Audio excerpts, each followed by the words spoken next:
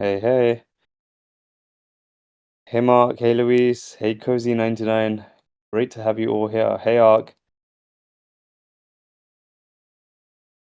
Oh, it's fantastic to finally be speaking to you guys. Definitely feel it's been forever. And how many of you guys tuned in to the X Spaces last week? And put your hands up if you read Tori's State of the Network. It's on the website, by the way, guys, for those of you who've not read it. So if you haven't yet, please do check it out. We got some incredible podcasts coming up with Tori on them very, very soon. But we did also have a very special AMA last week. And for those of you who missed it, we had a very, very famous tennis star from the US Open join. So I don't know how many of you caught that, but super exciting. Hey, Amanda. Hey, Caro. Hey, Tomcat. Welcome, welcome all. Get settled in. We'll just give it maybe 1 or 2 more minutes and then we'll get started. Got Basim here as well now. Hey, Basim. Hello, everyone. How are you guys Well, doing? very exciting. Guys, Basim is, I feel like our special guest here today. He's not spoken here before, especially in the time that I've been here. How many of you are excited to hear from Basim? Put your hands up in the comments. Oh, there we go. Karu's Really got on his the cusp hands. today on stage. I, for one, Yeah, am very excited that Basim's on the stage. I'm incredibly excited. This is a pivotal moment, guys. He's the behind the scenes man that makes the magic at IONET. I was gonna say he's like the Rain Man. He knows everything. Like Basim is super cool. There we go, Ninja. So many Ionet flags. That's what we like to see. Fantastic. Okay, guys, let's get started. It's been a couple of minutes. So, first of all, welcome to you all on this AMA on Discord on the 11th of September. Super happy and excited to have you all here, Ionet Nation. It feels like it's been forever. We've missed you guys and just really happy to have you all back. I'm actually really excited to say that in today's AMA, we have, a lot of the Ionet team. We have Tori, our CEO. We have Basim, who's like the OG, the brains, he's everything. And I'm so excited for him to speak today. We have Gaurav, our Chief Technology Officer. And first of all, thank you all for sending in your questions. You will have to excuse my voice for whatever reason. It is slightly broken, but maybe I'll sound a little bit like Morgan Freeman. So maybe that's not a bad thing. But very excited to speak with you all. And with that being said, let's get into the first question. I know so many of you are incredibly eager. So, guys, we've got quite a lot of questions from you all, and today's actually going to be extremely informative because we're going to go through them in a very sharp way. There's going to be a lot of things we're going to answer, and hopefully, it's going to give you a lot of clarity. And then towards the end, we'll probably have the team pick a few questions from the chat. So definitely feel free to get your questions in then, and then of course we'll pass it over to the team to answer some of them. So with that being said, let's kick it off with the very first question. The question is, from the community, how can I withdraw my daily block rewards? I haven't found a place to do this yet, and I'm incredibly excited to put that first question to Basim. Well, hello, everyone. Okay, I mean, looking at block rewards, you have to understand that they are different from network earnings. Network or job earnings, you can claim on the dashboard. You can contact our support team, create a ticket, and you receive them. So yeah, block rewards are not withdrawable in that sense. They are released over airdrops. For example, we had July block reward last 15 days ago, and next week we're going to have August block rewards. So the mechanism for that is we're releasing them on a monthly basis. And moving forward, we are moving to a weekly basis in Q4. And if everything goes well, we might even shorten the period of block rewards release. But yeah, as it stands, just stay tuned for our announcements. Whenever we're releasing block rewards, we'll give you a heads up. We'll provide you all the links and all the steps to claim. Thank you so much, Basim. There you are, guys. For those of you who weren't quite sure how to withdraw daily block rewards, I hope you got your answer now. So thanks for that, Basim. Let's move on to the second question. The second question from the community is that, is there a solution for the cluster creation failure issues? And for this question, I'm going to put it to Gaurav, our Chief Technology Officer. So Gaurav, over to you, buddy. What do you have to say about this? So internally, we basically monitor the success rate of the cluster. It used to be pretty low around like 4 months back, in low 60s when I came in. And currently it actually sits above 94, 95% success rate, right? So it's nowhere close to 100 where we want to be. We actually want to be close to 99, but today it sits above 90, 95% regularly. So the issues are far lesser than what it used to be. But if somebody is facing a peculiar issue regularly, repeatedly, feel free to cut a ticket to support and we'll be more than happy to take a look at it. But the data which we look at, it's constantly improving. And from past like 3 months, what we're noticing is the success rate has increased from 60, 65% to currently around 90, 95% plus. So, so anybody who faces issue, feel free to actually cut a support ticket. We'll take a look. Fantastic. Thank you. Thank you so much for that, Gaurav. Super informative. We've got another question here, which I'll actually take this one. So the question from the community is, what will the XP points be converted to in the future? So first of all, guys, great question. I know so many of you have XP points, and it's incredible to see the level of involvement that all of you had and how much pride you take in these XP points, right? Like, it really matters. And the fact that you guys are super engaged, racking up those XP points, it is genuinely fantastic to see. So to answer this question, I'll probably say that, look, XPs are like quite similar to worker points, and they will be used for reward calculation amongst various other factors. But we are working on a rewards mechanism for active community members that will probably take into account the XP.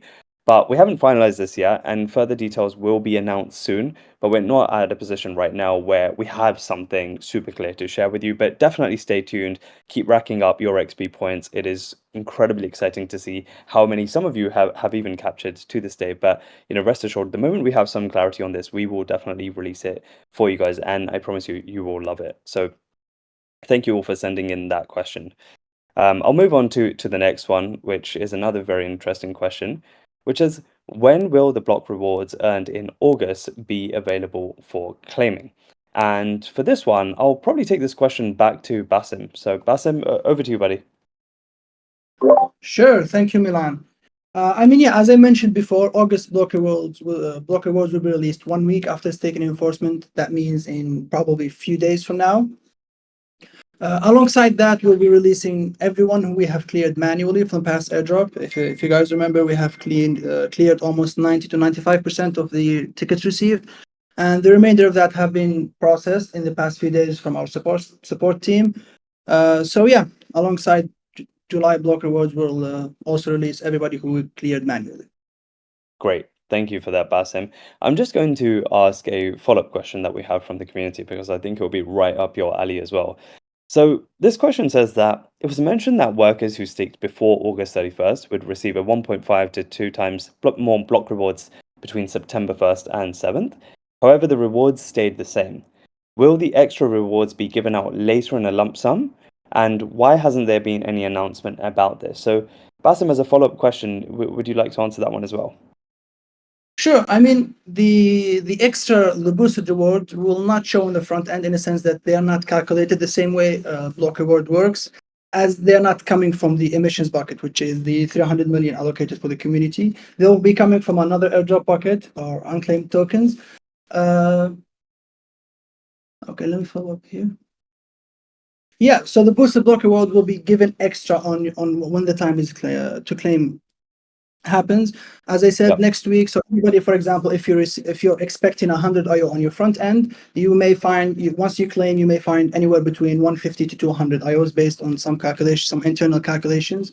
So yeah, amazing. That's the reports. Just adding some more color to it, right? So basically, for a very short period of time, for a few hours, we actually did release a boosted block reward visibility in the front end. So people who were eligible, they would have seen a bit of higher number, right? The reason we actually rolled back that change immediately was that some of the other folks started getting paranoid that every hour we emit X amount of tokens. So if somebody has staked and they are getting 2x the reward, does that mean that from their side the rewards are being pulled out? People who haven't staked, which is not the case. As Basim said, that everybody is getting normal tokens, and people who have staked, they're getting double the rewards, but not from the hourly emission, but from a different pool of outside 300 million. and people were they were very confused. So we decided that we will roll back this change and keep things like simple, like the way they earn normal block reward. We'll just show those rewards, and at the end of the month when we do airdrop, at that time separately for that week, we'll calculate and we'll give them more rewards. That's Great. what we did. And there was a reason to roll back because other folks started feeling paranoid that this 2x is coming from their kitty, which is not the case. Got it. Okay. Thank you for that clarification, Gaurav.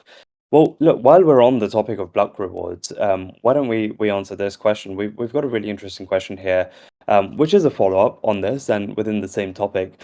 So, Basim, I'm going to point this question to you because I think it's really in line with what you were saying earlier. The question is, how can I claim my block earning rewards? Okay, so as we cleared earlier, it is not claimable through the dashboard of the platform. It's claimable through our airdrop. Now, if you are talking about September block rewards, the claim is technically supposed to be over. It exceeded 7 days from the initial date, if I remember, 27 August. But we have kept it going in case anybody missed the announcement, in case someone was on a vacation and so on. They can still claim September block rewards if they are eligible. If they don't see if you remember, we've put a message on the front end that, hey guys, your account needs manual verification. If you are one of them, try again in the August block rewards. You will receive a new message if you were cleared. If you are not, please reach out to us. So that's for September. The claim is supposed to be done, but it's still open just in case. Now, if we, no, I'm talking about August here, sorry. But if we are talking about July, so if we are talking about August, the claim is going to be next week. We will make announcements around it. We'll give you the links. We'll give you all the steps, and you can claim your block rewards via Streamflow as same like the previous block rewards. Great. Thank you for sharing that, Basim.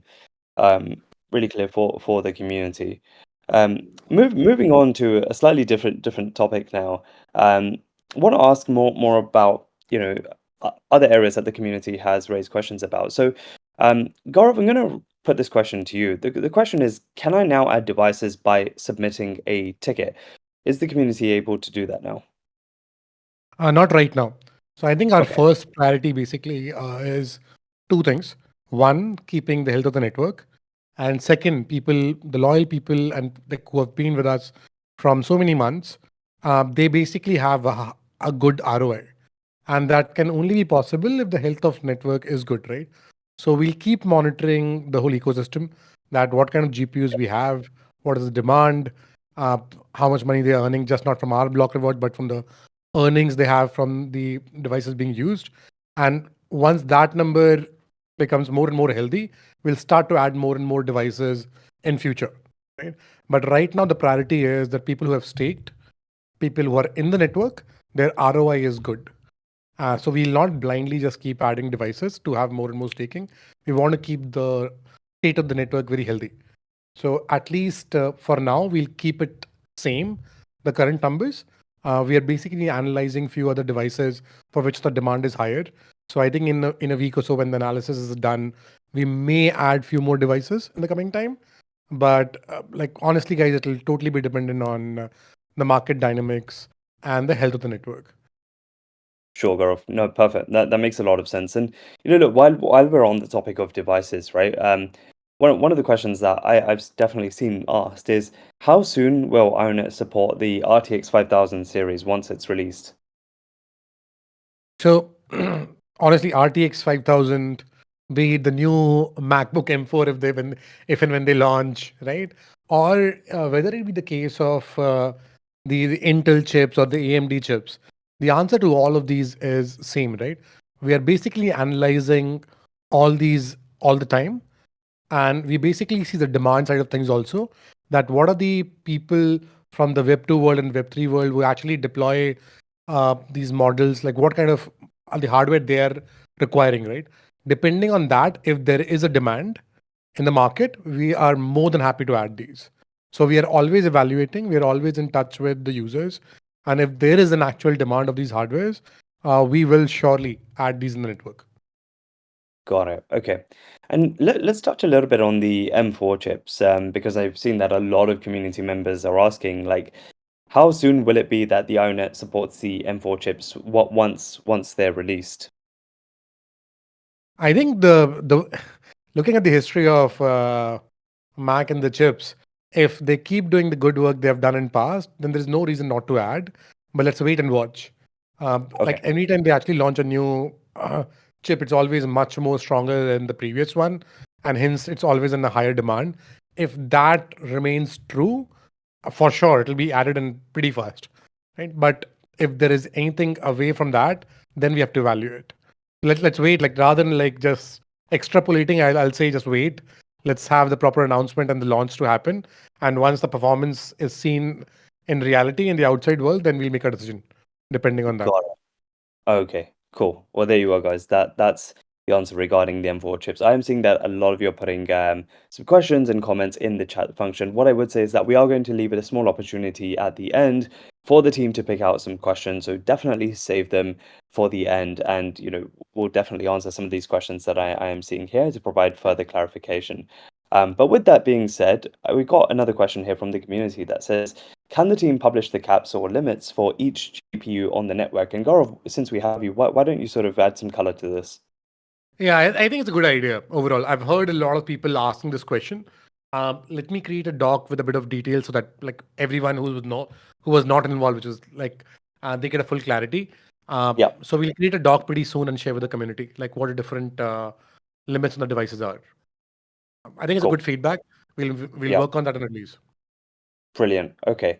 And look, while we've sort of were covering various chips, I know that the community were also asking like if there's a specific date of when IONET will start accepting perhaps Intel or AMD AI chips. Gaurav, do you have any thoughts on that as well? So I think at this stage, the IONET is like focused on supporting the top tier GPUs, like whether it be NVIDIA A100, H100, and they provide the performance and the reliability which is needed for our users' workloads, right? But as I said earlier, we're constantly evaluating new technologies and hardware solutions, including that from the Intel and the AMDs, to ensure that we stay ahead in the delivering the highest performance compute power which is there in the market, right? However, as of now, there's no specific date for adding support for Intel or AMD AI chips. We will keep the community updated as like we are exploring these hardwares right now. In fact, we did a POC internally to see the performance of the models on these hardware, and honestly, like we saw the NVIDIA chips still winning. If somebody feels otherwise, I'm more than happy to engage with them offline if they see different numbers. But when we do performance testing and POCs internally, which we constantly do, we still kind of see NVIDIA being a superior. But if that's not true, more than happy to engage and see the results if somebody else has done a POC. And like I know that Intel have been pushing into this AI space with like offering like God AI processor, AMD, the Radeon and all. So trust me, we are evaluating this in offline.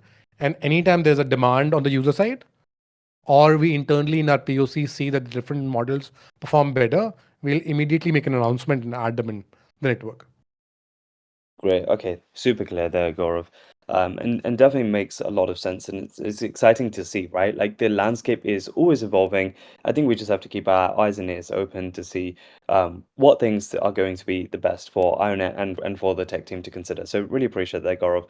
I'm going to conclude with one final question within this topic, and then we'll move on to staking. And I know so many of you are super excited about staking and have a ton of questions. So hold your horses, we're coming to that. But Gaurav, one final question on the sort of topic of this is, when will the device capacity be increased? And will there be a section where the capacity of devices can be viewed? So the first thing we'll do is we'll release the network document where we stand at least to the people like ASAP. So like I'll work. I don't know commit a date right now, but I'll do one thing. Just after this call, I'll jump on with the doc team and we'll start to work on that ASAP. And I think by tomorrow in Discord we can at least communicate the ETA that by when the doc will be shared.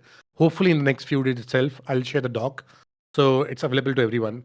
The idea basically is we'll keep the current network at least for a week or more like this, and then evaluate the next steps. Like that's the current plan. As people already also know that tiering is also coming pretty soon. So we are actually marrying this current health and tiering. We are looking at tiering also. And combination of these will help us take a decision like what the network size would be. So there are a lot of other. I'm sure people who are there in the network, they've already seen the the good ROIs compared to the month of August. They're already seeing it, and trust me, once tiering comes in, they'll see even better results. So I'll say just be patient, enjoy the good things you have. People who've staked, and I think in a week or two when we launch tiering, you'll see this these things are becoming even better. Brilliant. Thank you so much for that, Gaurav.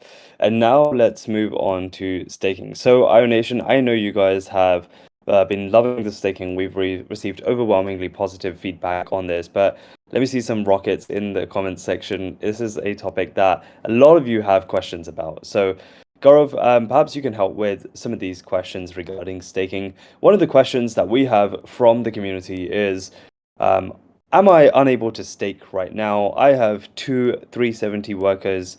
Where can I check the staking cap? So anytime you're seeing the message that network capacity has been reached, that means for your device, uh, the quota is over, right? So that's Yeah. like the plain answer. Now, which devices have the capacity left? I think I'll share it by tomorrow. Which devices have been left, and we will share a detailed doc of each processor, sorry, each GPU, and how many devices we have in the network and staked and capped. I'll share all those details like in next few days. But for 3070, uh, if you're getting the message when you're trying to stake, the network capacity is reached, that clearly shows that the quota is over. And I think for 3070, the quota is over. Okay. I don't have numbers like literally handy with me, but I can Yeah. check and share details with you, Milan, and then you can share with the community today. Oh, that's amazing. Thank you for that, Gaurav. And yes, Iona is definitely cooking. So thank you for sharing that, guys. Gaurav makes a lot of sense, and thank you so much for providing the clarity to the community. There's an interesting follow-up question from the community which says, when will when will there be phase two of staking, where everyone can participate and be activated? Once it's active, will staking more result in earning more block rewards? So so the answer is, I think within a month we should be having the phase two launched. The work on that has already started internally, both on the backend side and on the staking side, on the smart contract side. Both the work have started, but this is a bit more complicated than what we did in phase one.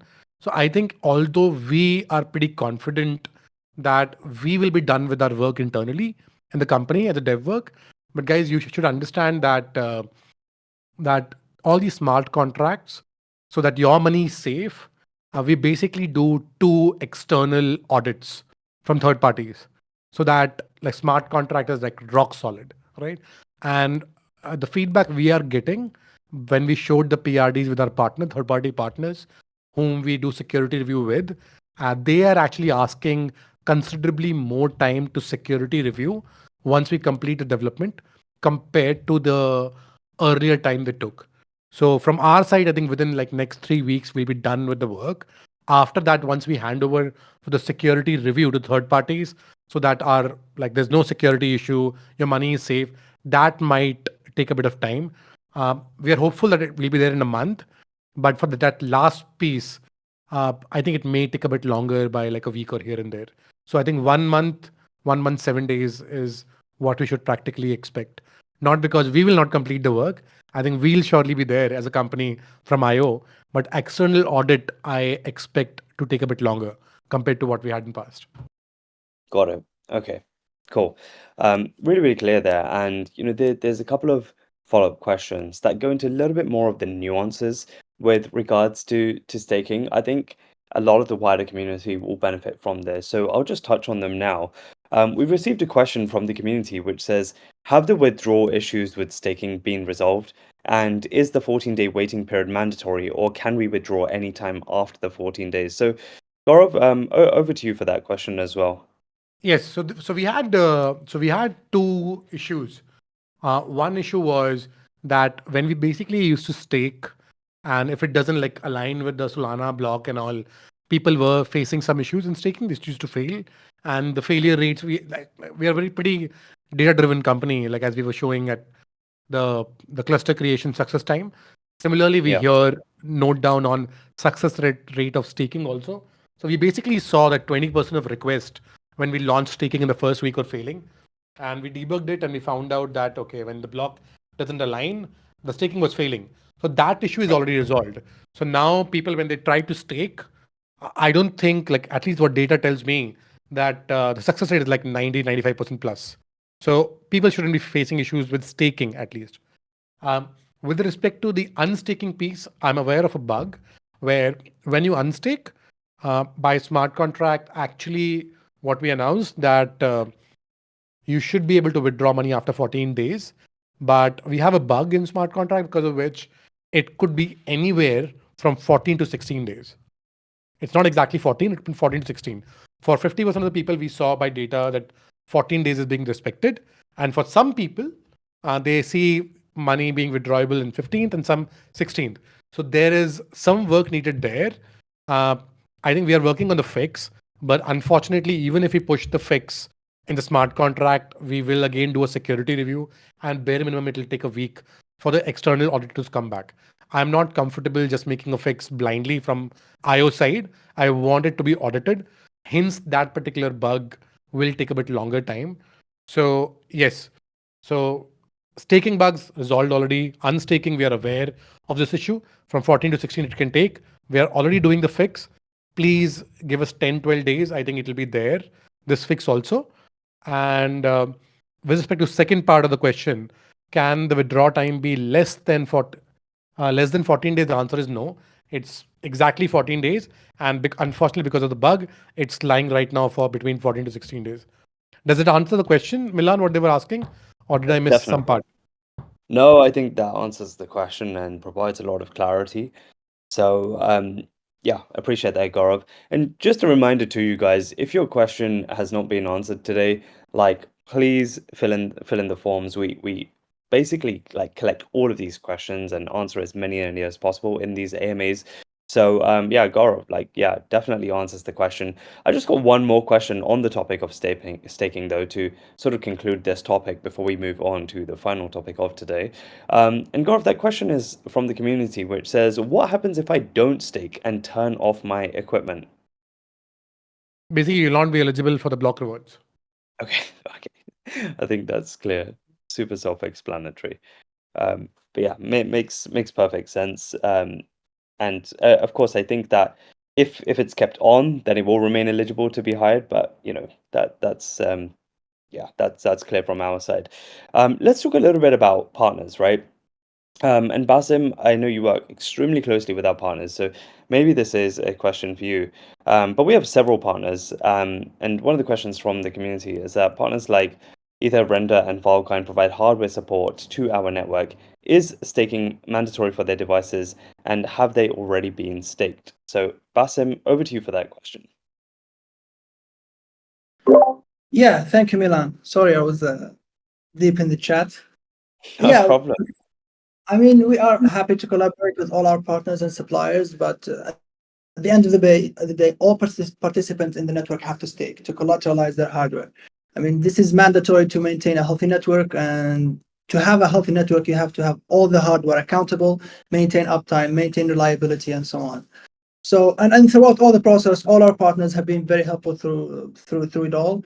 And as it stands right now, all block reward eligible nodes have staked. There is no exceptions. Got it. Okay. There you go. There you go, guys. Super clear from Basim. Well, that concludes the questions that you guys have sent in, but we're not done yet. We have a few more, and what I would say is now is the time for you to throw in your questions into the chat. And Gaurav, Basim, Tori, feel free to find your like preferred question, the perfect question that is going to give a lot of clarity to the rest of the community. Guys, please put your comments in the chat. If you can't think of anything, don't worry, because you'll always have time to pick it up next time. But now is your opportunity. The team is going to be actively reviewing the questions in the comment section, so feel free to get them in there. How many of you perhaps read Tori's State of the Network? Do you have any questions surrounding that? Would love to get your thoughts on it. we've seen some really interesting questions here. Zampa, we've seen questions from Pulkit. One question I see that I'd love Gaurav can answer because it's more technical. Well, okay, so Kevin asked who is actually auditing you. I'm guessing that he means technical audits. I will say that we are hiring either one of the big four or people from the big four to do full financial audits of IONET.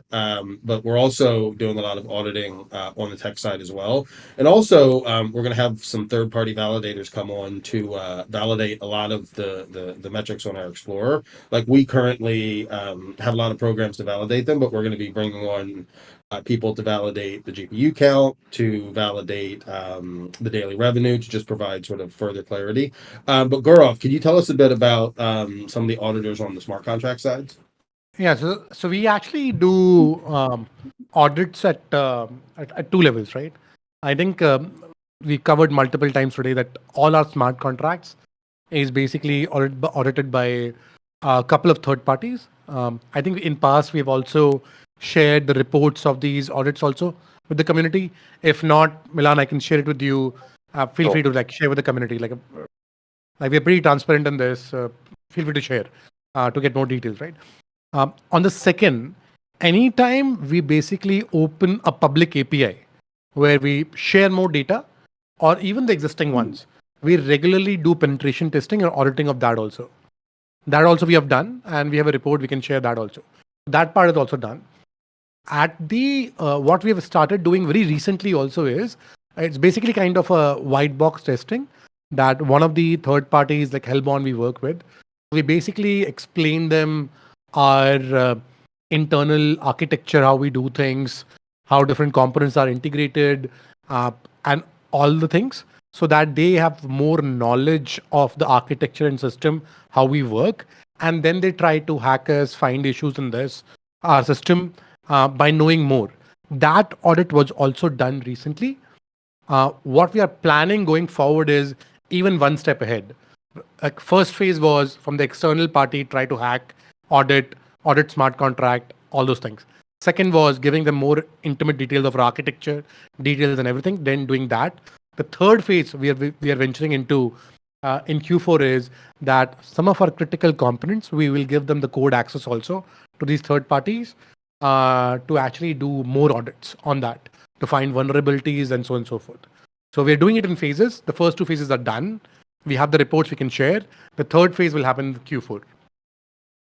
Got And it. this is important to note. Two things that we take extremely seriously are transparency and security, and that's why we are having a lot of third parties come in. That's why we're sharing all this data. I mean, heck, even if you sort of look at our Explorer, we're very open about what's on our network, what revenue we're generating, and for security, one additional data point is we actually recently hired the chief information security officer from Kareem.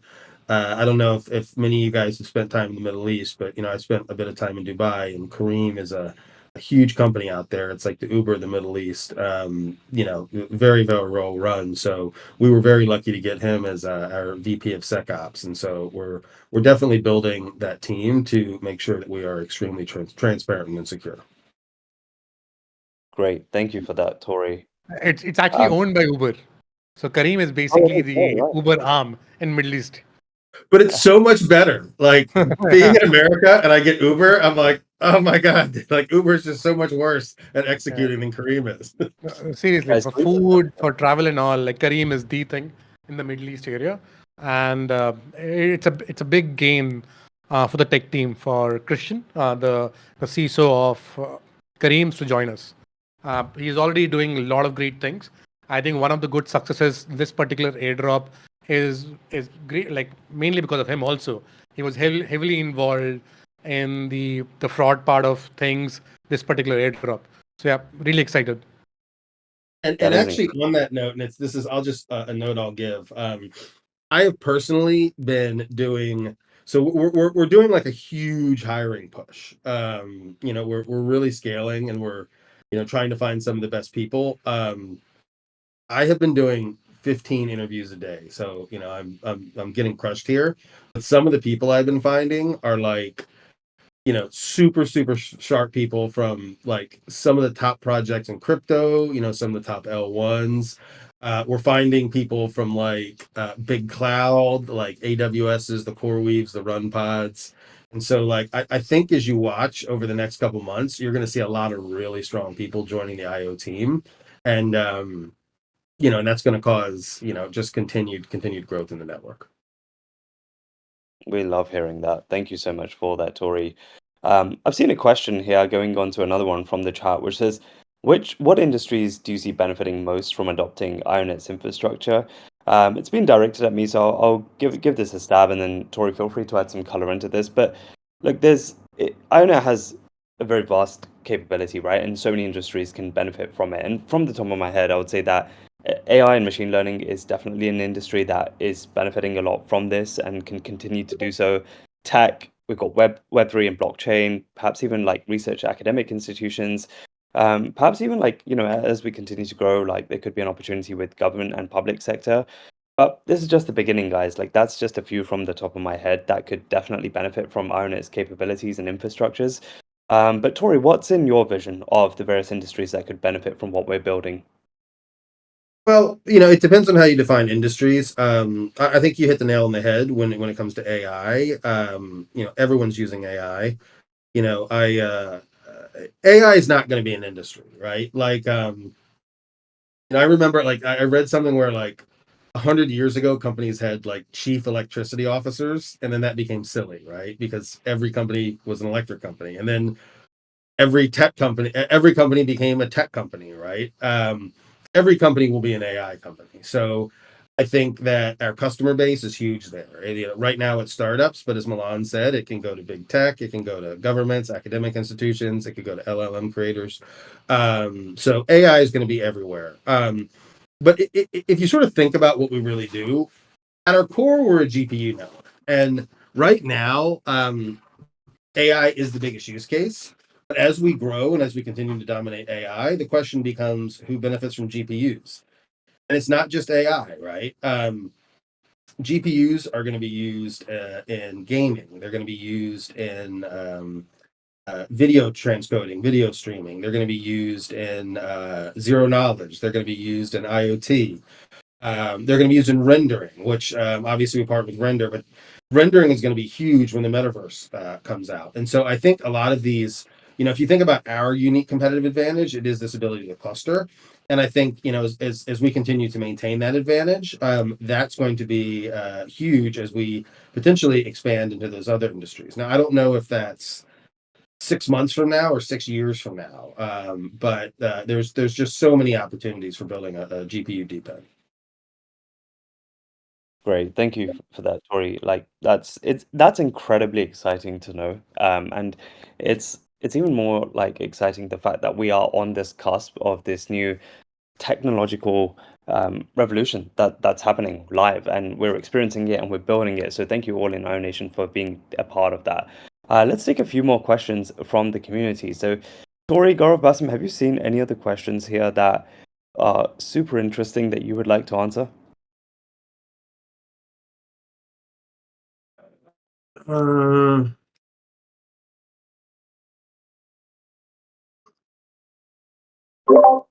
I'm doing my part on the chat already. Yeah, I can So, Gaurav, definitely see that. Thank you.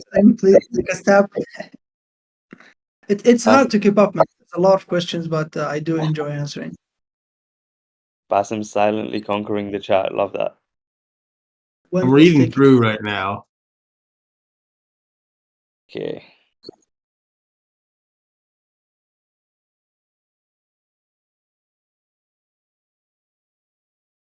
Just a shout out I want to do, like in the meanwhile, when you Please choose do. questions, right?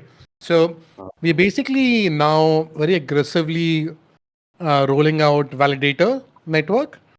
Yeah. We're already working with Flock. We have a couple of other ones in the background we are working on. So just a shout out, like we're looking for good validators in our side. So if anyone has any way or ideas to find good GPUs and validator networks, like more than happy to engage with them. We have an active team which is working on it.